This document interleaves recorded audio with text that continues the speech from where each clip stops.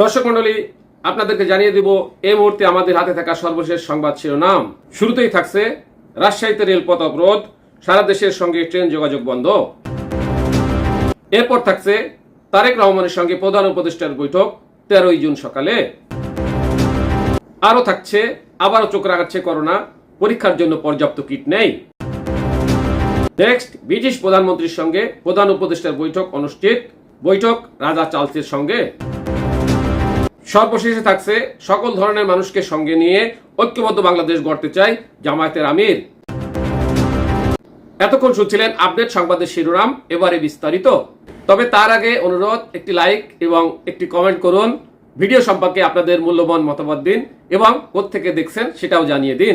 রাজশাহীতে রেলপথ অবরোধ, সারা দেশের সঙ্গে ট্রেন যোগাযোগ বন্ধ। রাজশাহীর চারঘাট উপজেলার নন্দনগাছি রেল স্টেশনে আন্তনগর ট্রেনের যাত্রা বিরতির দাবিতে রেলপথ অবরোধ করে বিক্ষোভ করছেন স্থানীয় লোকজন। এতে রাজশাহীর সঙ্গে সারা দেশের রেল যোগাযোগ বন্ধ হয়ে গেছে। বুধবার 11 জুন সকাল 6:30টার দিকে রেল স্টেশনের অদূরে সাগরদাড়ি এক্সপ্রেস থামিয়ে বিক্ষোভ করেন আন্দোলনকারীরা। তারা স্টেশন সংস্কার ও আন্তনগর ট্রেন থামানোর দাবি সম্পর্কিত বিভিন্ন ব্যানার ও ফেস্টুন তুলে ধরেন। দাবির মধ্যে ছিল Silk City Express, Sagardari Express, Barendra Express ও ঢালারচর এক্সপ্রেস ট্রেনের যাত্রা বিরতি এবং স্টেশনের সংস্কার। স্থানীয় সূত্রে জানা গেছে, প্রায় 20 বছর ধরে বন্ধ এই স্টেশনের কোনো কার্যক্রম নেই। লোকাল ও আন্তনগর ট্রেন থামে না। পুরো স্টেশনের প্ল্যাটফর্মে ছাউনি নেই, তবে পরিত্যক্ত অবস্থায় পড়ে থাকে। স্টপেজ না থাকলেও অনেক সময় ক্রসিং এর জন্য দাঁড়ায় ট্রেন। পাকশী জিআরপি থানা পুলিশের ওসি জিয়াউর রহমান বলেন, একটি ট্রেন থেমে আছে স্টেশন এলাকায়, যেন কোনো ধরনের অপ্রীতিকর ঘটনা না ঘটে, সেজন্য আমরা এখানে রয়েছি। প্রধান উপদেষ্টার সঙ্গে তারেক রহমানের বৈঠক 13 জুন সকালে। অন্তর্বর্তী সরকারের প্রধান উপদেষ্টা অধ্যাপক মোহাম্মদ ইউনূসের সঙ্গে বিএনপির ভাইস চেয়ারম্যান তারেক রহমানের বৈঠকটি 13 জুন অনুষ্ঠিত হবে বলে জানিয়েছেন প্রধান উপদেষ্টার প্রেস সচিব শফিকুল আলম। তিনি বলেন, এই বৈঠকের কোনো ফরম্যাট নেই। যেহেতু তারেক রহমান বাংলাদেশের বৃহৎ রাজনৈতিক দল বিএনপির নেতা, তাই প্রধান উপদেষ্টার সঙ্গে তার মিটিং হবে। মঙ্গলবার 10 জুন লন্ডনে স্থানীয় গণমাধ্যম কর্মীদের এক প্রশ্নের জবাবে তিনি একথা বলেন। শফিকুল আলম বলেন, দুজনের আলোচনায় বাংলাদেশের বর্তমান রাজনৈতিক পরিস্থিতি, নির্বাচনের দিনক্ষণ, সংস্কার ও জুলাই চার্টার সহ যে কোনো বিষয় নিয়ে আলোচনা হতে পারে। আবারও চোখ রাঙাচ্ছে করোনা, পরীক্ষার জন্য পর্যাপ্ত কিট নেই। দেশে নতুন করে চোখ রাঙাচ্ছে মহামারী করোনা ভাইরাসের নতুন ভ্যারিয়েন্ট। ভারত সহ বিভিন্ন দেশে এই সংক্রমণ বাড়ছে। বাংলাদেশেও হঠাৎ করোনা বাড়তে শুরু করেছে। গত 24 ঘন্টায় 13 জনের শরীরে করোনা ভাইরাস পাওয়া গেছে। সংক্রমণ রোধে হাসপাতাল বা স্বাস্থ্যকেন্দ্রে প্রয়োজনীয় পরীক্ষা কিটের মজবুতের কথা বলেছেন জনস্বাস্থ্যবিদেরা, কিন্তু বাস্তব চিত্র ভিন্ন। দেশের সরকারি হাসপাতালগুলোতে করোনার পরীক্ষার জন্য পর্যাপ্ত কিট নেই।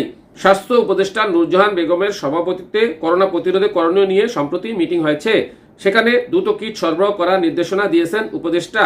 এদিকে সতর্কতামূলক ব্যবস্থা হিসেবে সরকার সব স্থল, নৌ এবং আন্তর্জাতিক বিমানবন্দরে স্ক্রিনিং সহ স্বাস্থ্য সুরক্ষা ব্যবস্থা নিয়েছে। বিদেশ ফেরত যাত্রীদের স্ক্রিনিং করা হচ্ছে। 5 বছর আগে করোনা ভাইরাসের এক ভয়াবহ রূপ দেখছিল বিশ্ববাসী।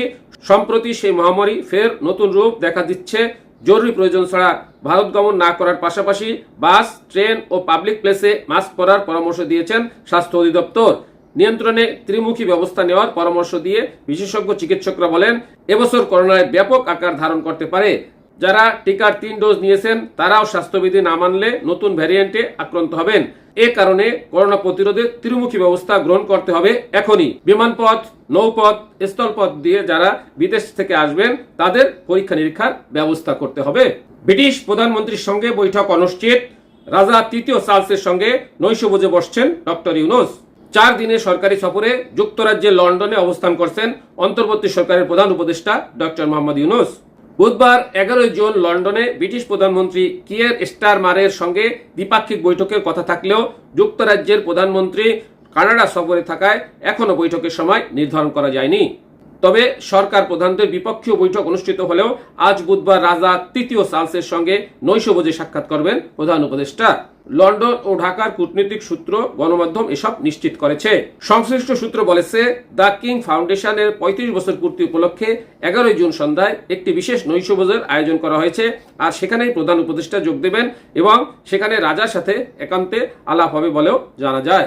সকল ধরনের মানুষকে সঙ্গে নিয়ে ঐক্যবদ্ধ বাংলাদেশ গড়তে চাই জামায়াতের আমির। বাংলাদেশ জামাতে ইসলামের আমির ডক্টর শফিকুর রহমান বলেছেন, ধর্মের ভিত্তিতে বিভেদের দেওয়াল থাকবে না। আমরা এদেশেই জন্মগ্রহণ করেছি। জন্মসূত্রে আমরা দেশের মর্যাদাবান নাগরিক। হিন্দু, বৌদ্ধ, খ্রিস্টান, মুসলমান এই 4 ধরনের অনুসারীদের মিলেই আমাদের এই বাংলাদেশ। সকল ধর্মের মানুষ নিয়ে মিলেমিশে ঐক্যবদ্ধ হয়ে আমরা নতুন বাংলাদেশ গড়তে চাই। সোমবার 9 জুন বিকাল 5:30টার দিকে বড়লেখা উপজেলা জামায়াতের আয়োজনে উপজেলা পরিষদ মিলনায়তনে সকল ধর্মাবলম্বীদের নিয়ে মতবিনিময় সভায় প্রধান অতিথির বক্তব্যে তিনি কথা বলেন। তিনি বলেন, আপনারা অনেকেই বিস্ময় প্রকাশ করেছেন 5ই আগস্টের পরে আমাদের কি হবে। আমাদেরকে আপনারা পাননি। 5 আগস্টের পরে বাবা মা, স্ত্রী, সন্তানেরাও আমাকে পায়নি। এটা আমি আমার কথা বলছি না, আমাদের কথা বলছি। আমাদেরকে স্বাভাবিকভাবে বসবাস করতে দেওয়া হয়নি। আমি চোর, ডাকাত, দখলদার ও চাঁদাবাজ নই। আমি খুনি কিংবা সন্ত্রাসও নই। আমাকে কেন কয়েকবার জেলে রাখা হলো এটা শুধু আমার ব্যাপার না, এই ধরনের ঘটনা লক্ষ লক্ষ মানুষেরও রয়েছে। আমাদেরকে সমাজের মানুষের সুখ, দুঃখ, ব্যথা, বেদনার অংশীদার হতে দেওয়া হয়নি। তারপরেও যেখানে খবর পেয়েছি সারা বাংলাদেশে দুঃখী মানুষের পাশে দাঁড়ানোর চেষ্টা করেছি। ধন্যবাদ সকলকে সাথে থাকার জন্য। আসসালামু আলাইকুম।